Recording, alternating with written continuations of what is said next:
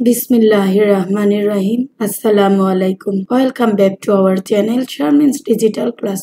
দ্বিতীয় শ্রেণীর ছোট্ট সোনামণিরা, আজ আমি তোমাদের প্রাথমিক গণিত বইয়ের অধ্যায় 6-এর বাংলাদেশি মুদ্রার 124 পৃষ্ঠা 2 নম্বর সমস্যাটি সমাধান করে দেখাবো। তোমরা স্ক্রিনে দেখতে পাচ্ছ 124 পৃষ্ঠা এবং 124 পৃষ্ঠার আজকে আমরা 2 নম্বর সমস্যাটি সমাধান করব। এসো আমরা একটু পড়ে নেই। ইভা 40 টাকায় 1 হালি ডিম এবং 65 টাকায় 1 প্যাকেট বিস্কুট কিনলো। সে কত টাকা খরচ করলো?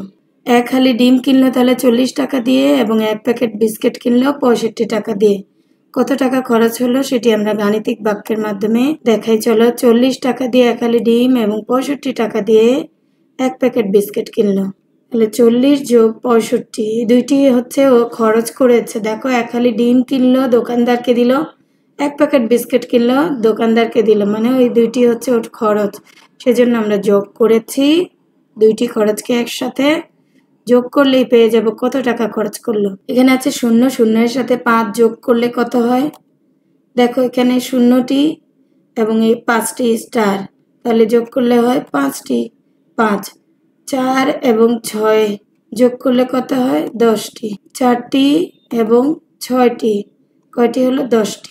আমরা কত পেলাম? 105। অতএব ইভা মোট খরচ করলো 105 টাকা।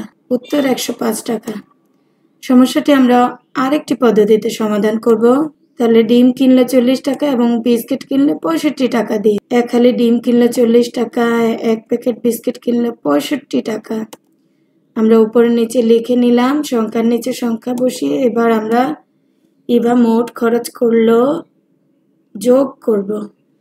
তোমরা তো জানোই 0 এবং 5 যোগ করলে কত হয়? 5। 4 এবং 6 যোগ করলে 10। কত হলো? 105 টাকা। অতএব ইভা মোট খরচ করলো 105 টাকা। উত্তর 105 টাকা। আজ এ পর্যন্তই। সবাই ভালো থেকো, সুস্থ থেকো। আল্লাহ হাফেজ।